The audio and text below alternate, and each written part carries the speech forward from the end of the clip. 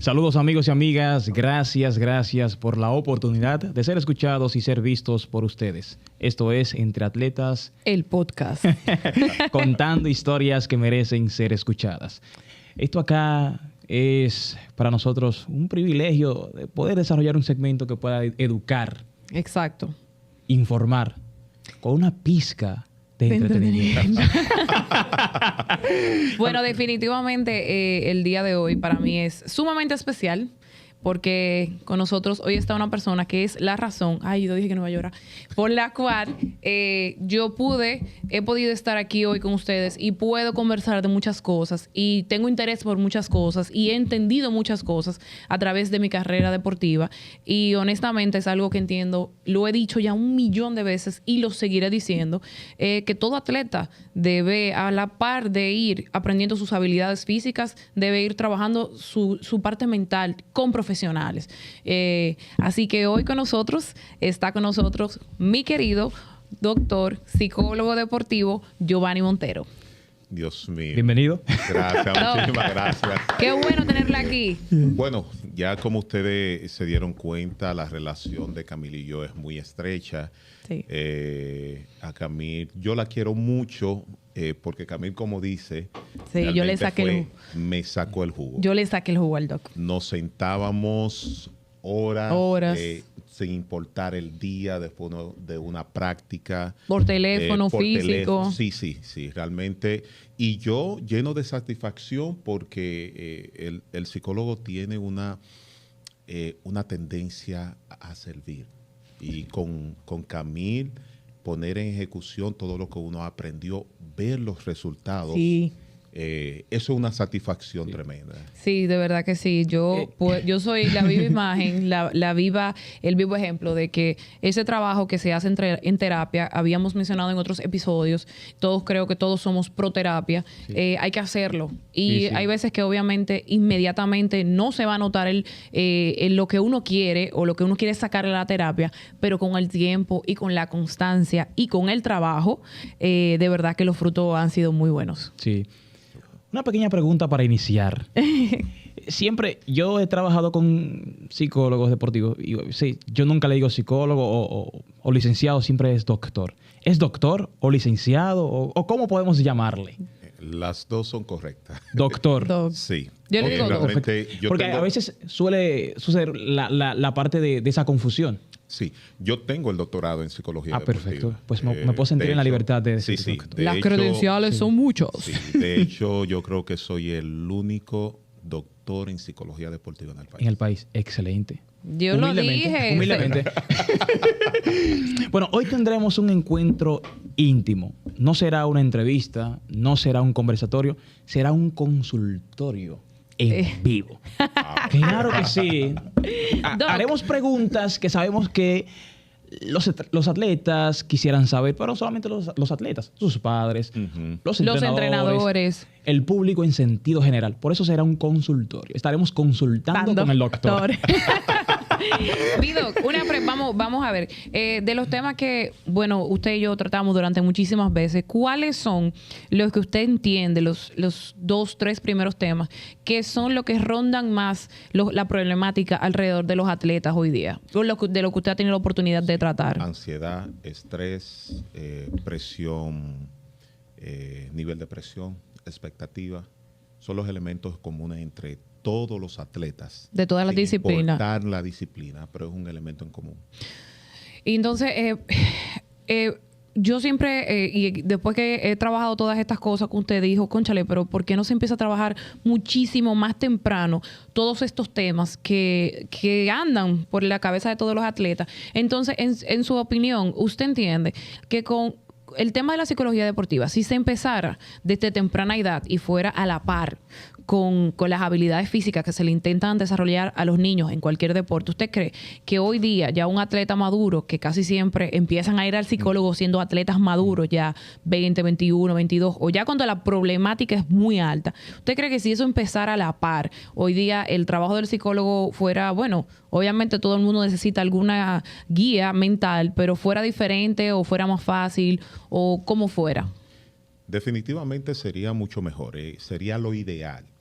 de que un atleta en sus inicios comience a trabajar esa parte mental, esa dureza mental. Como atleta, cualquier elemento, por mínimo que sea, que afecte el rendimiento deportivo, afecta la emocionalidad del atleta. Entonces, cuando tenemos un atleta que no está preparado para hacerle frente a los fracasos, al miedo al fallo, entonces genera una serie de emociones negativas, pensamientos negativos, que al final afecta su desempeño y muchas veces termina alejándolo del deporte. Eso es verdad. A destiempo. Sí, porque es que el factor miedo en el atleta, dicen por ahí, creo que usted me lo dijo, una cosa es tener miedo a fallar y otra cosa es querer ganar. Son dos motivaciones muy diferentes. Entonces, por eso hay veces que tú dices, wow, ¿y por qué ese tipo no falla? O ese atleta siempre está ahí, que no quiere perder. Casi siempre esa persona es fearless, o sea, no tiene miedo. E intenta las cosas y las falla y vuelve y vuelve y vuelve. El que tiene miedo a fallar tiene otro tipo de motivación. Y en verdad, mentalmente no es que esta otra persona mentalmente no tenga sus cosas, pero casi siempre el que tiene miedo a fallar mentalmente tiene que encontrar esa dureza de alguna forma, porque mentalmente uno se desborona más fácil, porque yo soy este atleta, el que tiene miedo a fallar.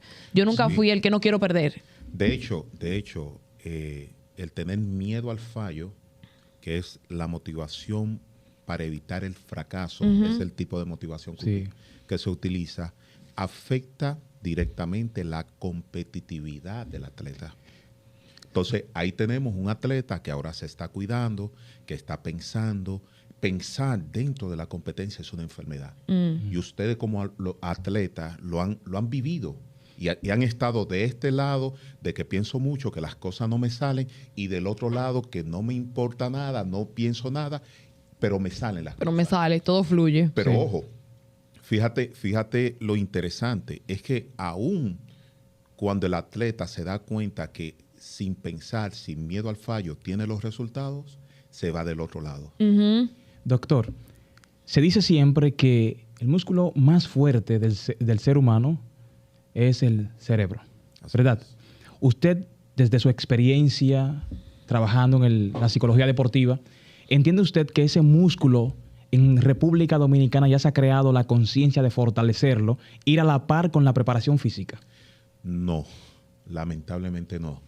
Yo he estado luchando durante algunos años para que nuestro directivo se den cuenta de la importancia de preparación psicológica de los atletas. Sí.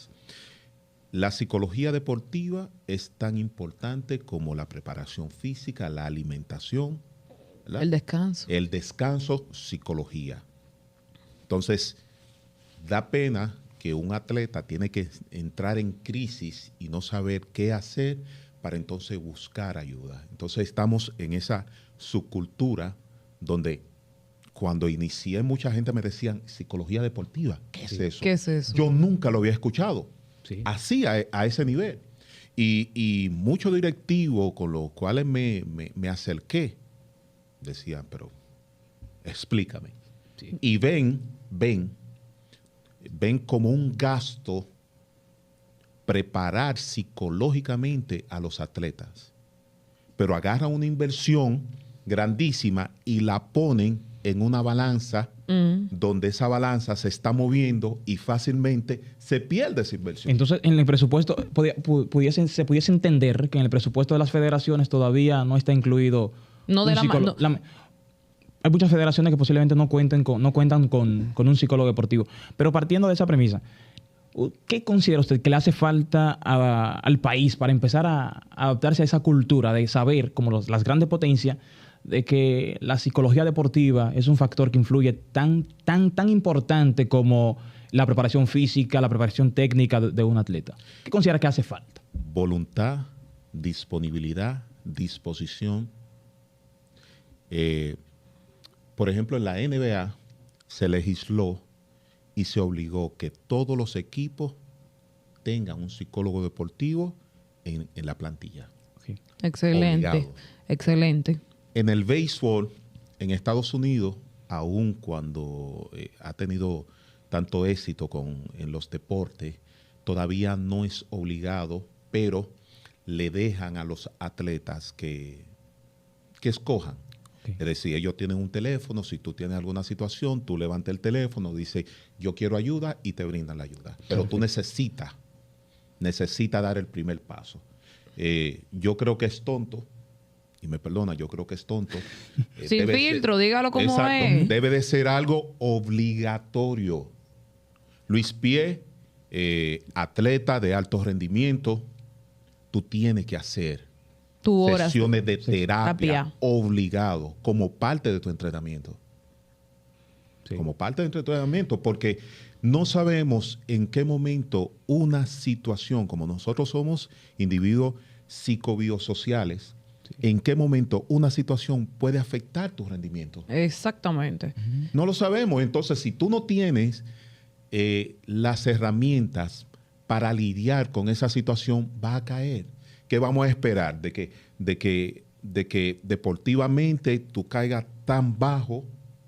Entonces, para todo el mundo prestar atención y ver, hay que buscarle. Hay que buscar la ayuda. Entonces, es una locura. Yo no entiendo esa parte. Yo creo que eso también va de la mano con el tema de cómo la directiva, los inversionistas, los que están arriba, ven al atleta. Nosotros somos para ellos, una forma de alcanzar un objetivo, ya sea vender un evento, tener un estatus, etcétera, etcétera. Entonces, casi siempre son pocos los que están arriba que fueron atletas. Entonces, lo que yo veo allá abajo, como ya usted dijo, es una inversión. Entonces, hasta que no dejen de ver al atleta como simplemente algo nosotros somos seres humanos. Igual. Verlo así. Sí, es un gasto, una inversión. Entonces, hasta que no se empiece a ver de otra forma, todas esas cosas que se necesitan para adquirir esa estructura a nivel de psicología deportiva dentro del deporte, está difícil. ¿Sabes qué pasa? Hay un punto que cuando hablaba de la cultura, no es solamente en el deporte, sino que socialmente en República Dominicana se entiende que el que habla de psicólogo está hablando de locura. Está loco. Entonces no está la parte... una mujer se siente mal, la parte va para donde un... diría que el especialista en esa área. El hombre es igual. Claro que sí. Que se dice a veces que el hombre cuando llega a los 40 tiene miedo al dedo, pero...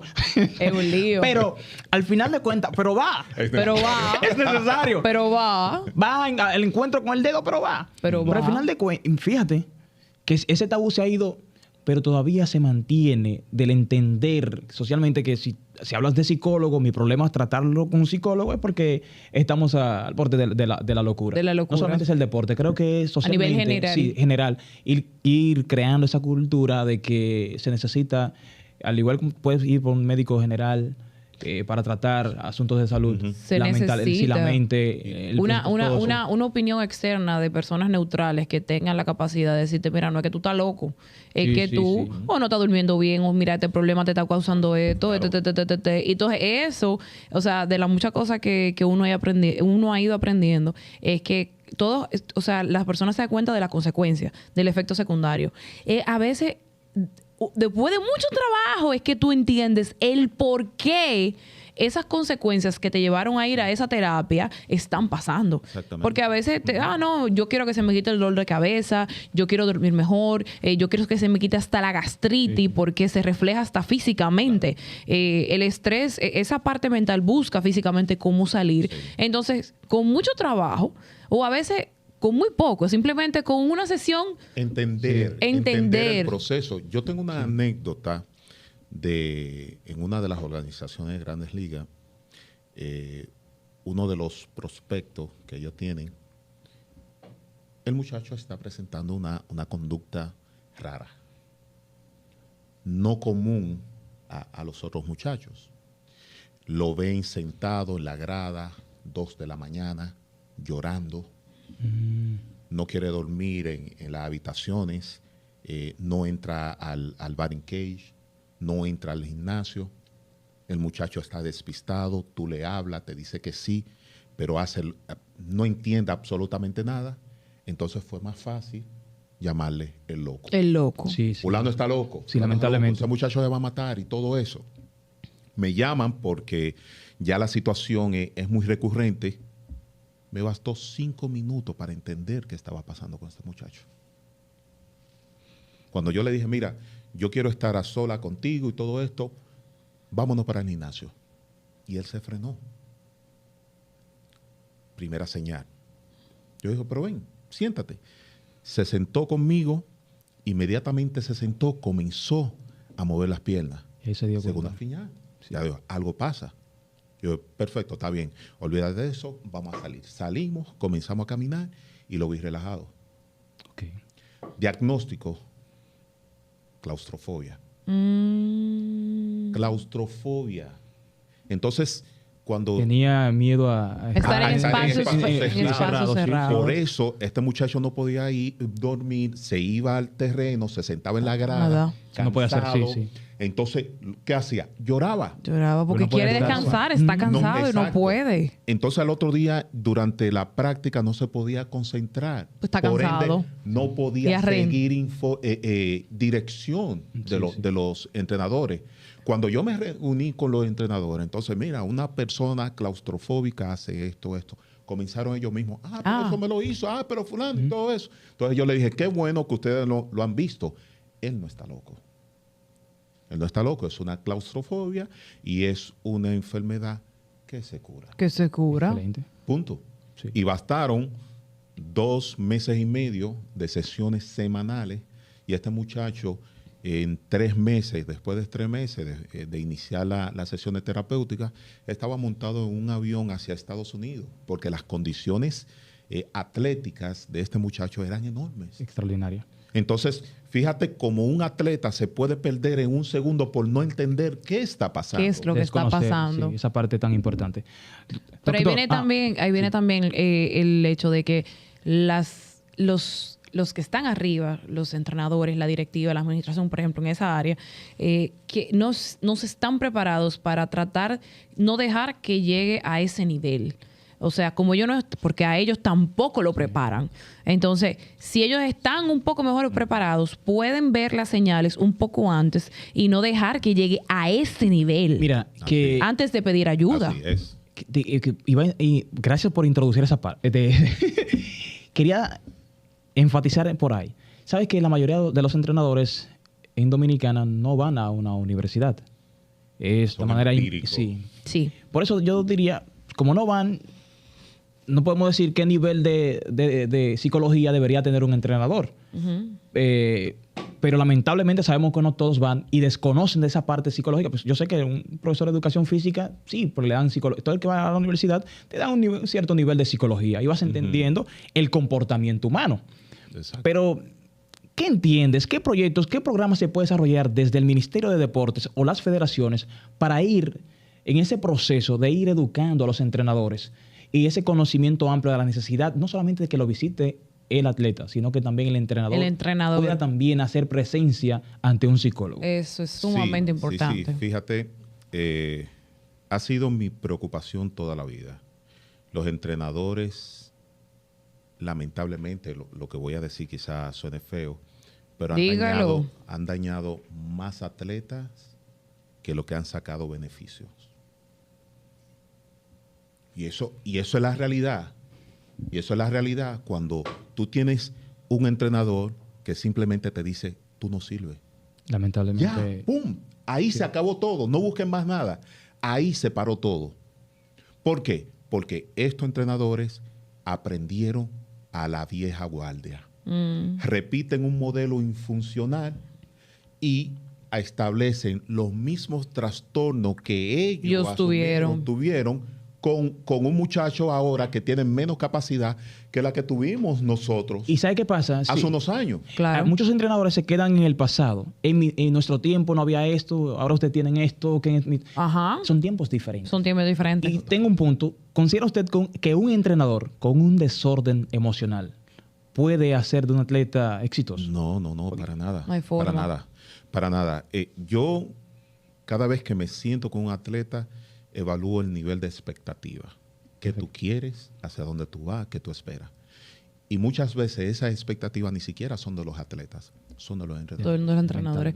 Pero, por ejemplo, también vale mencionar que hay de todo un poco, porque también ahí entra la disposición y la vocación que tiene el entrenador o el profesional que está delante de ese atleta de resolver un problema.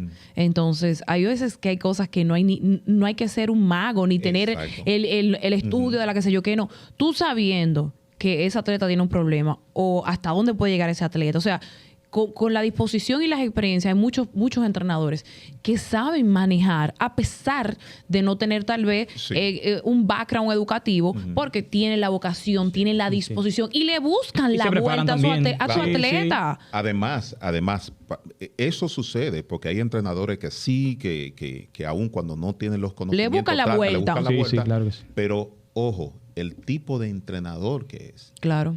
Entonces, si es un entrenador que lo que le importa es solamente ganar, está difícil. Va a ser muchos años. Si es un entrenador que su meta principal es desarrollar a un atleta, es completamente diferente. Sí, sí. Todo va a depender, como dijo el doc, del tipo de entrenador, porque no es lo mismo un entrenador que está acostumbrado o que su categoría es 10-15 o una infantil a un entrenador que su categoría ya es mayores. Por ejemplo, no es lo mismo el que puede trabajar contigo ya un atleta de 28 años, un atleta olímpico. Hay muchos entrenadores que pueden trabajar contigo. No todo el mundo puede trabajar con categorías preinfantiles de 10, 11, 12, 13, 14 años. Entonces, por eso que yo digo, hay que tener una vocación para trabajar, por ejemplo, con niños. Eso no es negociable. Y si tú no tienes esa vocación, tú tienes que ser una persona muy profesional. Porque yo recuerdo, nosotros, el entrenador que teníamos en categorías infantiles era un cubano. Obviamente, vieja guardia, pero el interés de él era desarrollarnos. ¿Y qué él hizo? Porque ellos son educadores, tú tienes que hacer en verdad un poquito de todo. Él hizo que los papás de nosotros, de mi generación, fueran parte del grupo. O sea, vengan, vamos a hacer una actividad los sábados, porque él necesitaba ayuda. Él solo no podía. Y él también sabía que él no todo lo sabía. Porque ¿quién conoce más a sus hijos que su papá? Entonces, es más fácil yo decirle, Giovanni, mira, yo siento que esta semana fulanita tuvo un poco bajita de ánimo, no sé, mira, te ha comentado algo, ¿qué yo puedo hacer? ¿Qué hago? Entonces, ahí te dice, bueno, ella esta semana tuvo mala nota, o yo la puse de castigo por eso, o tuvimos una rabieta con su hermana. Entonces, ella también, en la disposición del desarrollo, buscar esos elementos que estaban a la mano. Y eso es algo que yo siempre lo pongo de ejemplo, porque lo he visto muy poco. Vengan a los papás. Y a la fecha, los papás de esa generación infantil que nosotros tuvimos fueron muy cercanos y uno le tiene mucho cariño, porque fueron parte del desarrollo, porque en el entrenador que teníamos en ese momento, Enrique Larrazaleta y Capellán, eso era lo que querían, desarrollarnos. Eso fue lo primero. Un buen mecanismo de integrar a los padres. Porque tanto los entrenadores como los padres juegan un papel fundamental. Claro. Doctor, el tema psicología deportiva es una tela muy amplia. Y nosotros con tijera en mano vamos a empezar a cortar por la parte de la depresión pre y post competitiva. Primero es la depresión deportiva, una definición desde la expectativa, desde los conocimientos suyos como profesional. Yo pudiese darme una vuelta por Google, pero usted que entiende más y tiene conocimiento y has tratado con atletas, deportistas que han padecido de depresión, podemos decir padecido porque ya es de depresión deportiva. Para una definición, ¿qué es la depresión deportiva? Ok. Podemos empezar diciendo que dentro del deporte no hay trastornos psicológicos. Perfecto. Es decir, los trastornos no existen en el contexto psicológico. Son trastornos de personalidad, del estado de ánimo que pudiera traer el atleta dentro del contexto deportivo. ¿Me siguen? Es decir, un atleta que se deprima post competencia por los resultados o previo a la competencia, no se considera como un trastorno del estado de ánimo. Porque hay un elemento específico que está motivando, provocando esa sintomatología. O sea, ya no se puede determinar con un diagnóstico que es depresión. Sí. No. Claro Sí. que sí. Ya está. Puede ser una depresión. Podemos hablar Ok, de perfecto. depresión dentro del contexto deportivo, pero no como enfermedad Ok, psicológica. Claro. ok. ¿De acuerdo? Entonces, por ejemplo, bueno, no me escogieron para a la selección de tal actividad deportiva que se va a hacer fuera del país. Eso me entristece y duro 2, 3 días depresivo. Por eso. Ok. Entonces, hay un causante Sí.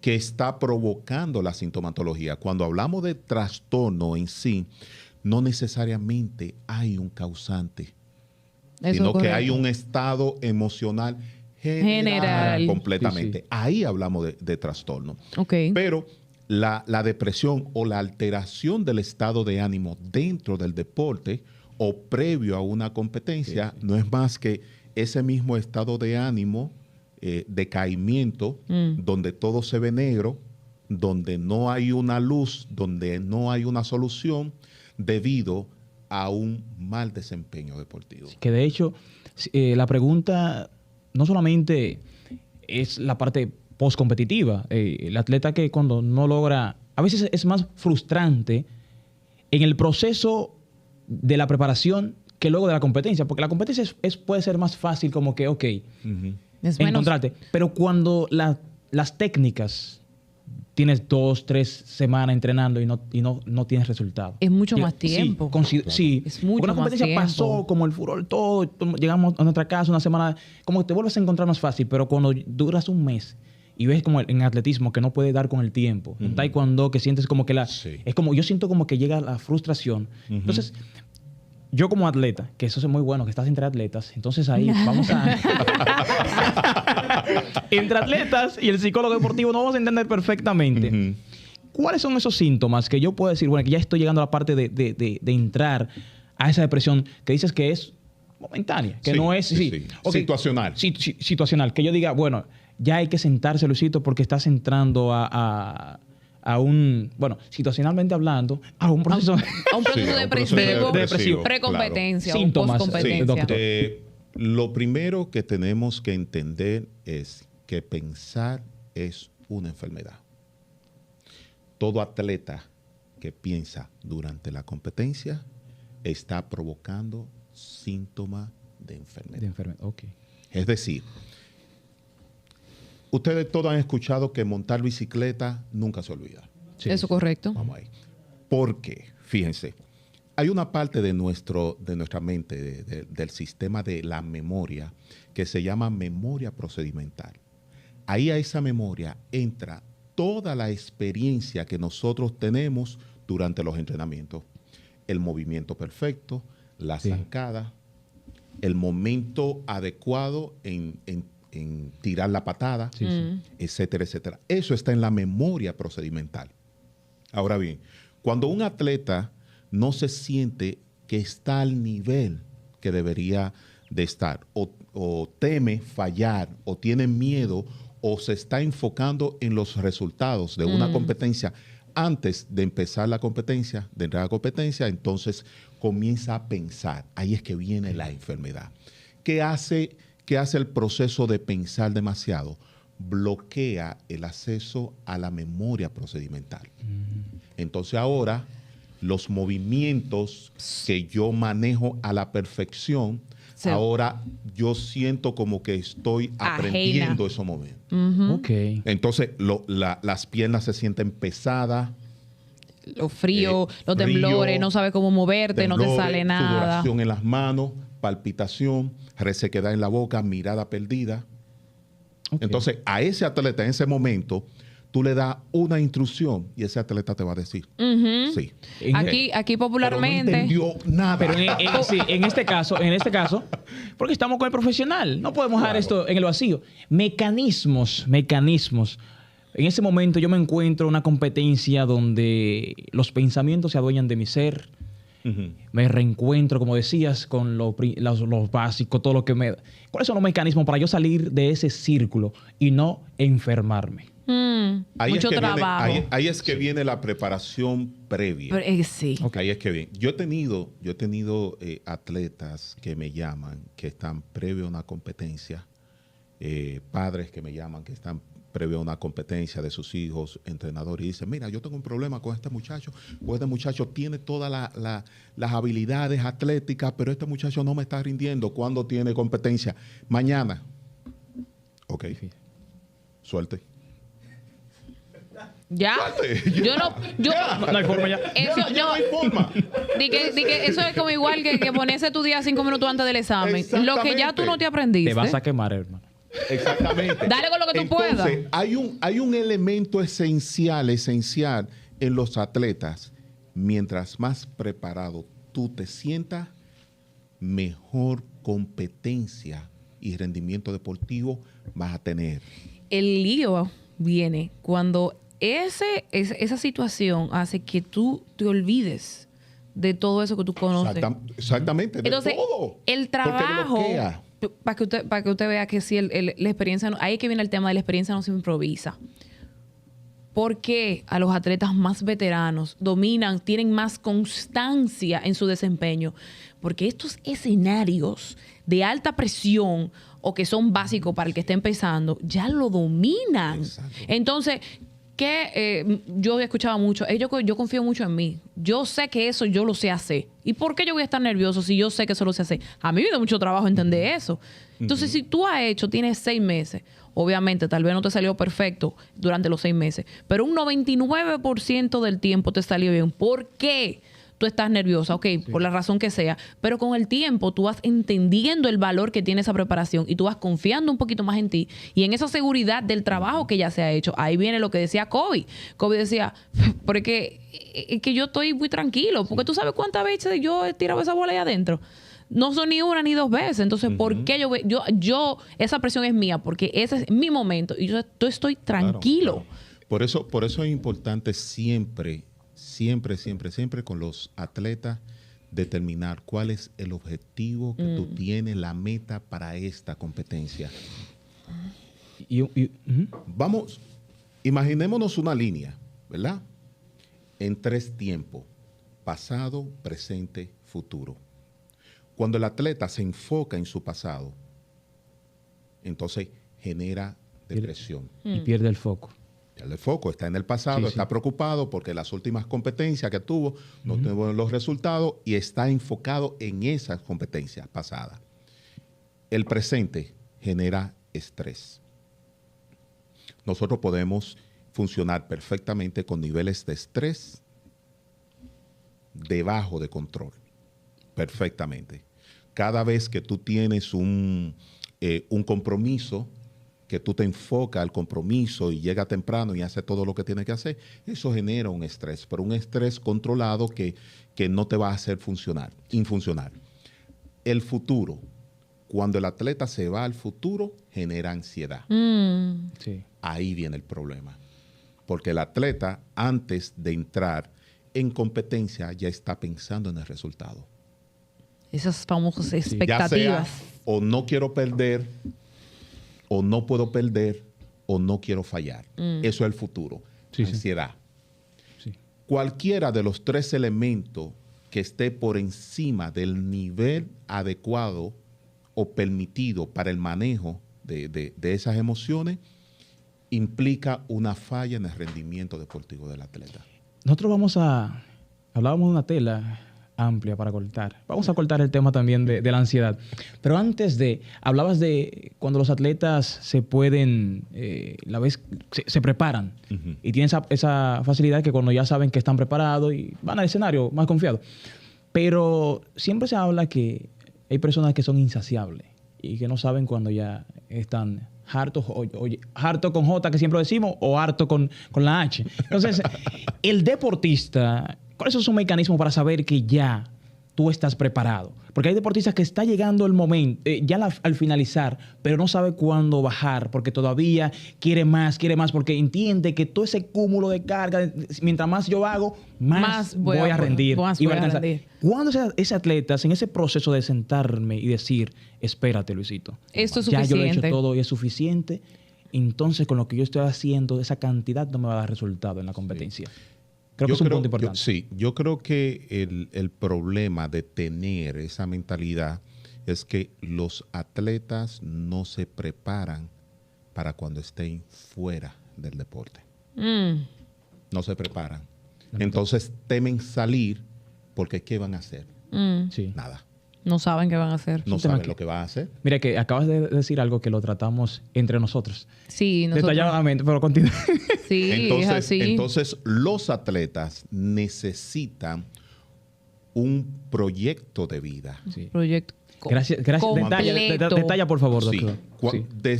Aún estando activo y en su mejor tiempo, antes y durante, ese proyecto de vida implica hacer otras cosas con las cuales el atleta se identifique para entonces hacer ese paso de atleta a esa actividad, sea cual sea.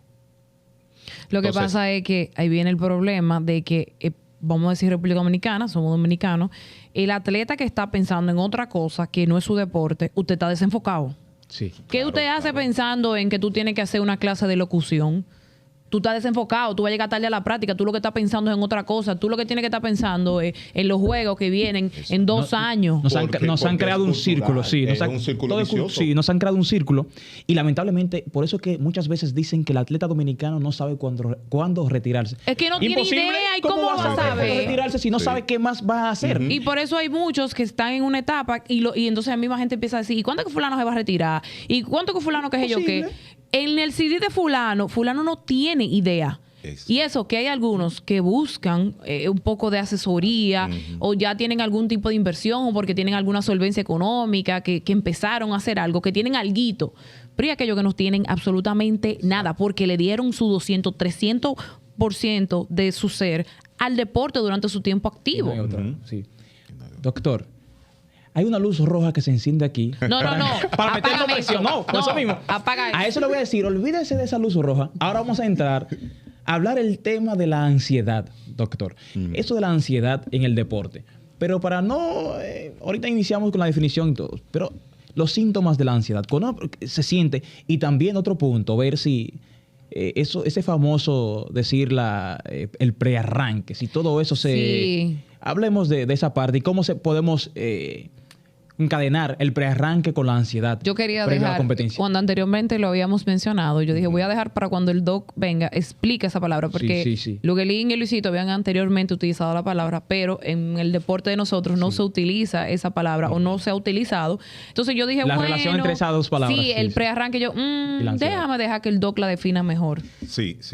Cuando hablamos de ansiedad dentro del deporte, tenemos que enfocarnos en 2 tipos. La ansiedad cognitiva, que es a través del pensamiento ansioso sobre un evento que viene, que no está, que viene. Y la ansiedad somática, que es la presentación de sintomatología fisiológica, dolor, estrés, sin un hallazgo clínico de laboratorio. Es decir, un atleta te va a decir que está lesionado, que le duele un pie, que le duele el estómago, que le duele el brazo, dependiendo de cuál es la actividad deportiva. Va a enfermar siempre aquel elemento que es importante para el desarrollo de esa actividad. Entonces, esa es la ansiedad somática. Tanto la ansiedad cognitiva como la ansiedad somática afecta directamente la autoconfianza. En el prearranque hay un elemento de autoconfianza que si está bajo, busca lo que hay en niveles de ansiedad. Okay. ¿Qué me produce la ansiedad? La expectativa. ¿Qué me produce la expectativa? No quiero fallar. Ok. Por eso era que muchas veces usted me dijo, trata de ser más objetiva. Y porque no, y no solamente en el deporte, es algo que yo dije, bueno, pues me ha funcionado dentro del deporte, pues yo me lo voy a llevar fuera del deporte. Porque es que con las expectativas nosotros nos hacemos un mundo de cosas que no sabemos. Sí. Entonces, tratando de, yo creo que cuando usted me decía, sé más objetiva, ahí uno lo pone más chiquito y lo apunta en algo que uno puede controlar. Exacto. Yo puedo controlar eso, entonces puedo controlar esto. Y sin querer, estoy haciendo todo lo que pensé que iba a hacer, pero con una perspectiva totalmente diferente, que me causa menos ansiedad. Exactamente. Hay otro punto, doctor. Partiendo de... ¿Sabes que los deportistas, y hablábamos de retiro anteriormente, pero existe en el béisbol mucha expectativa de muchos millones. Sí. Y el atleta amateur se prepara, esperando logros. Si unos Juegos Olímpicos, todos quieren medalla olímpica, centroamericanos, medalla centroamericana y panamericana. Luego ese proceso de no alcanzar una firma, de no alcanzar la medalla, doctor, esa gran expectativa, ¿qué consejo le darías a esos atletas, a sus padres, de cómo tratar esto de la federación? Vamos a hablar entrenadores, padres, la federación en sentido general. ¿Qué consejo darías para que ese atleta, luego de ese proceso, donde no pudo alcanzar esos logros, donde llega a un estado que lamentablemente ya no puede controlarse, porque ya él apuntaba todo hacia allá, ese objetivo, y no lo alcanzó? ¿Qué entiendes que debe de hacer luego de ese, diría que ese objetivo fallido? Se puede terminar no así. fracaso, sino objetivo Claro. fallido. Luego ese objetivo fallido. Primero, con relación al béisbol, todos los peloteros están en el béisbol, no es porque les gusta, sino por el dinero. Sí.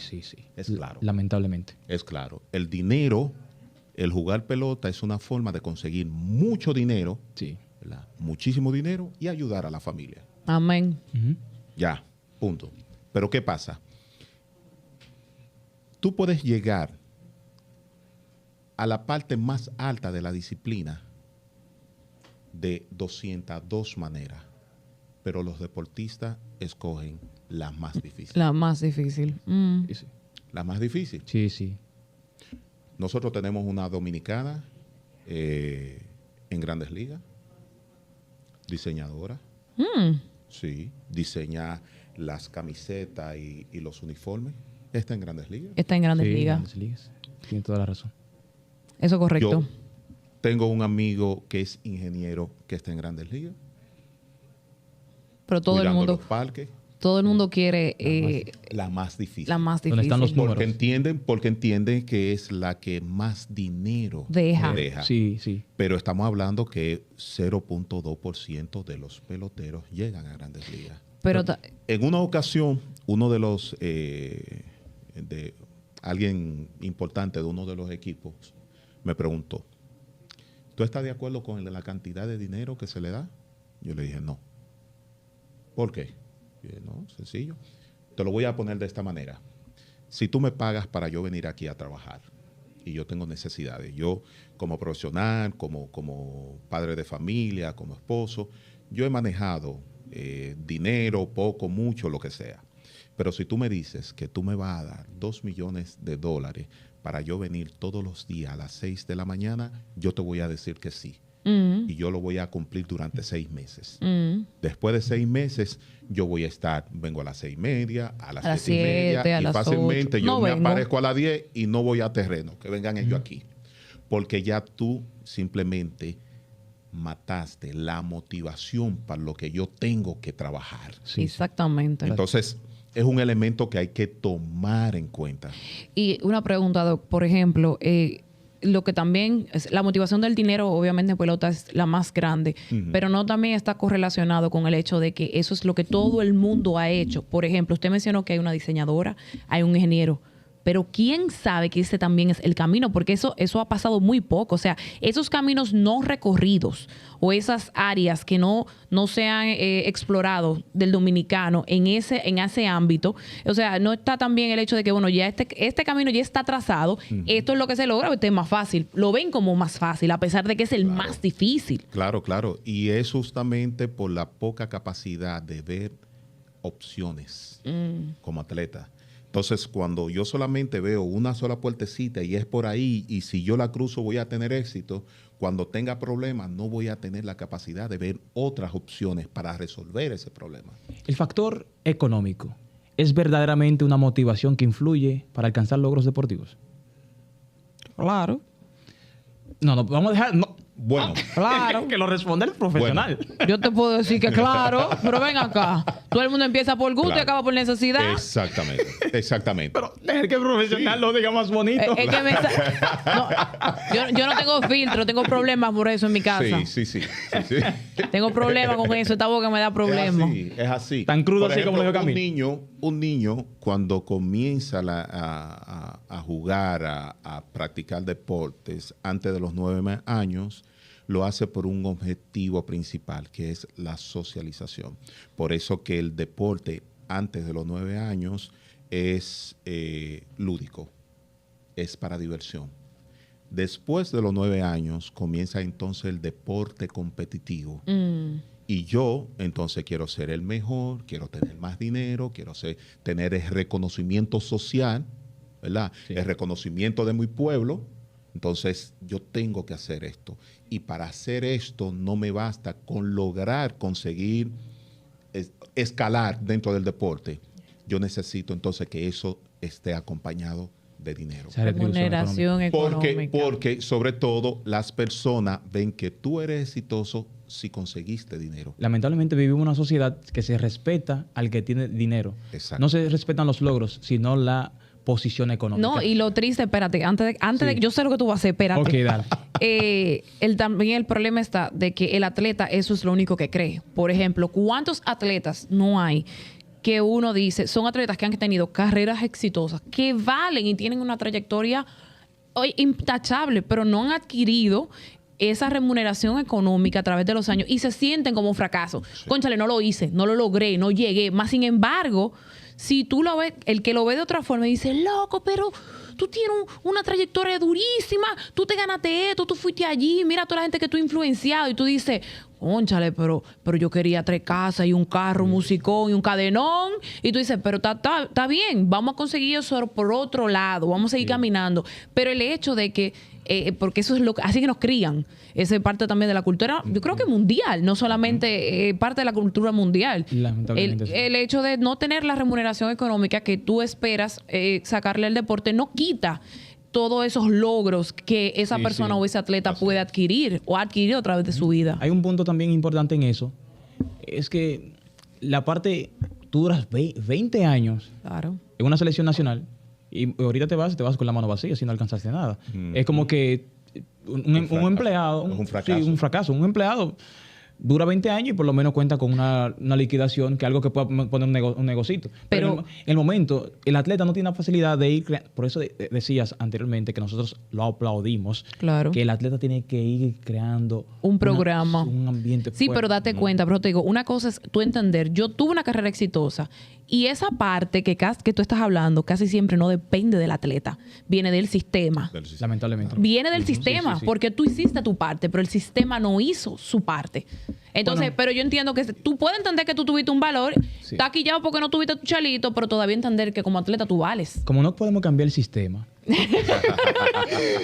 Doctor, hablemos de ese perfiles y proyectos a futuro para poder, toda esa parte que hablamos, antes de culminar, toda esa parte que hablamos, ¿qué proyecto traes a futuro para crear esa cultura donde en el deporte dominicano se pueda ir creando ese ambiente de confianza en la psicología deportiva?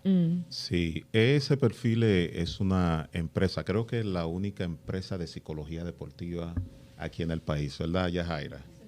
Yajaira es la esposa. La esposa del doctor. La gerente general de la empresa. Es la esposa del doc, presidente.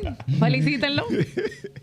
Bien, ese perfil fue creado con ese objetivo de ofrecerle a las federaciones, a los atletas individuales, a los equipos, un servicio de psicología deportiva para sus atletas.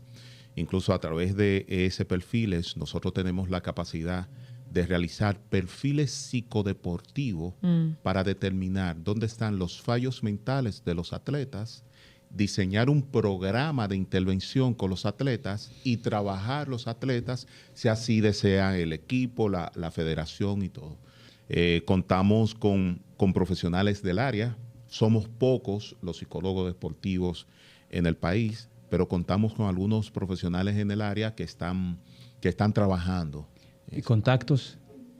Al 809-750-0716 o a través del Instagram @perfiles. Vale Oye, mencionarle, vamos a dejar toda esa información que el doc para que lo puedan contactar, porque obviamente como ya hemos visto en este poquito tiempo que ya no va, esa luz no se Sentimos que fue apaga, poco. esa luz no se apaga. No, oye, me tiene nerviosa.